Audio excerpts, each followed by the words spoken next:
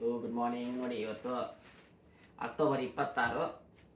Main headlines ತುಂಬ ಇದೆ news ಇವತ್ತು. ಫಸ್ಟ್ ಏನು ಅಂತ ಹೇಳಿದ್ರೆ, ಜಪಾನ್ನಲ್ಲಿ ಈ ಸರಿ ಹೈಲೈಟ್ ಆಗಿರೋದು ಅಮೇರಿಕನ್ ಕಂಪ್ನಿ ಇನ್ವೆಸ್ಟ್ಮೆಂಟು ಚೈನಾದಲ್ಲಿ. ನೋಡಿ, ಇದು blue American investment, red Chinese ಬರ್ತಾ ಬರ್ತಾ ಕಡಿಮೆ ಆಗ್ತಾ ಇದೆ ಸ್ಟಾರ್ಟಪ್ಪಲ್ಲೆಲ್ಲ. ಅದರ ಅರ್ಥ ಏನು ಅಂತ ಹೇಳಿದ್ರೆ, ಒಂದು ಚೈನೀಸ್ ಎಕಾನಮಿ ಸ್ವಲ್ಪ ವೀಕ್ ಆಗ್ತಾ ಇದೆ.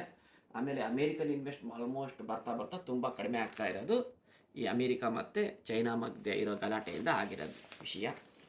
ಆಮೇಲೆ ಈ ಜಪಾನ್ ಪ್ರೈಮ್ ಮಿನಿಸ್ಟರ್ ತುಂಬ ಬ್ಯುಸಿ ಇರ್ತಾರೆ. ಯಾಕಪ್ಪ ಅಂದರೆ ಫಸ್ಟು ಆಸಿಯಾನ್ಗೆ ಹೋಗಿ ಆಮೇಲೆ ಟ್ರಂಪ್ ಬರ್ತಾರೆ, ಆಮೇಲೆ ಎಪೆಕ್ ಮೀಟಿಂಗ್ ಕೊರಿಯಾದಲ್ಲಿ ಹೋಗ್ತಾರೆ. ಈ ಕೊರಿಯಾದಲ್ಲಿ ಟ್ರಂಪು ಮತ್ತು ಚೈನೀಸ್ ಪ್ರೆಸಿಡೆಂಟ್ ಮೀಟ್ ಆಗ್ತಾರೆ.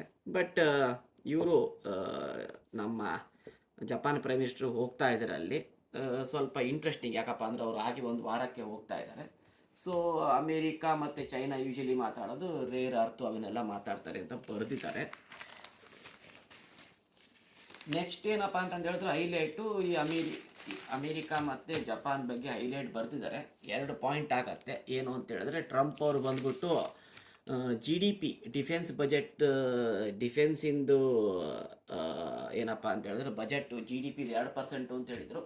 ಆದರೆ ನ್ಯಾಟಾಗಿ 5% ಅಂತ ಹೇಳಿದರೆ, ಮೋಸ್ಟ್ ಪ್ರಾಬಲಿ ಬಂದು ಇವರಿಗೆ 5% ಮಾಡಿ ಅಂತ ಹೇಳ್ಬೋದು, ಗೊತ್ತಿಲ್ಲ. ಆಮೇಲೆ ಇನ್ನೊಂದು ಏನು ಅಂತ ಹೇಳಿದ್ರೆ, ಹಳೆಯ ಗೌರ್ಮೆಂಟು $550 ಬಿಲಿಯನ್ ಇನ್ವೆಸ್ಟ್ ಮಾಡ್ತೀನಿ ಅಂತ ಹೇಳಿದ್ರು ಅಮೇರಿಕಾದಲ್ಲಿ. ಅದ್ರ ಬಗ್ಗೆ ಡೀಟೇಲ್ಸಾಗಿ ಕೇಳೋಕ್ಕೆ ಬರ್ಬೋದು. ಸೊ ಅದೊಂದು ವಿಷಯ ಇದೆ. ಆಮೇಲೆ ಇನ್ನೊಂದು ಟೆಕ್ನಿಕಲ್ ನ್ಯೂಸ್ ಏನು ಅಂತ ಹೇಳಿದ್ರೆ, ನಿಸ್ಸಾನ್ ಇದಲ್ಲ, ಅವ್ರದ್ದು ಸಾಲಿಡ್ ಸ್ಟೇಟ್ ಬ್ಯಾಟ್ರೀಸ್, ನೀವೆಲ್ಲ ಈಗ ಲಿಥಿಯಮ್ ಆಯನ್ ಬ್ಯಾಟ್ರೀಸ್ ನೋಡ್ತಾ ಇದ್ದೀರಾ. ಸಾಲಿಡ್ ಸ್ಟೇಟ್ ಬ್ಯಾಟ್ರೀಸ್ ಬಂತು ಅಂತ ಹೇಳಿದ್ರೆ ಬರ್ನಿಂಗ್ ಇಶ್ಯೂಸ್ ಎಲ್ಲ ಕಡಿಮೆ ಆಗುತ್ತೆ.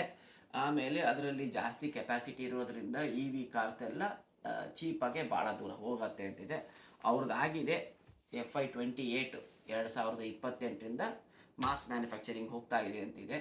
ಆಮೇಲೆ ಇನ್ನೊಂದು ಹೊಸ ಕಂಪ್ನಿ ಏನೋ ಬೇಸಿಕಲಿ CBS CNN ಪರ್ಚೇಸ್ ಮಾಡೋಕ್ಕೆ ಹೋಗಿತ್ತು ಅಂತಿಷ್ಟು, ಆ ಥರದ್ದೇನು ಇಂಟ್ರೆಸ್ಟಿಂಗ್ ಇಲ್ಲ. ಸೊ ಇವತ್ತು ಇಷ್ಟಿಗಿದೆ. ಆದರೆ ನಾನೇನು ಹೇಳಬೇಕಂತ ಇದ್ದೀನಿ ಅಂತ ಹೇಳಿದ್ರೆ, ಮೋದಿಯವರು ನೋಡಿ ಹೋಗ್ತಾ ಇಲ್ಲ ಇಲ್ಲಿ ಆಸಿಯಾನ್ಗೆ.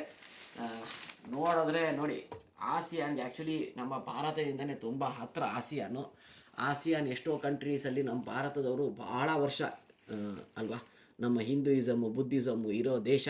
ಆದರೆ ನಮ್ಮ ಇವರು ಯಾರು, ನಮ್ಮ ಮೋದಿಯವರು ಹೋಗ್ತಾ ಇಲ್ಲ. ಹೋಗಿದ್ರೆ ನನಗೆ ಚೆನ್ನಾಗಿರ್ತಿತ್ತು ಅನಿಸುತ್ತೆ. ಅವ್ರ ಬದಲು ಜೈಶಂಕರ್ ಹೋಗ್ತಾ ಇದ್ದಾರೆ. ಇವತ್ತು ಇಷ್ಟಿದೆ. Thank you.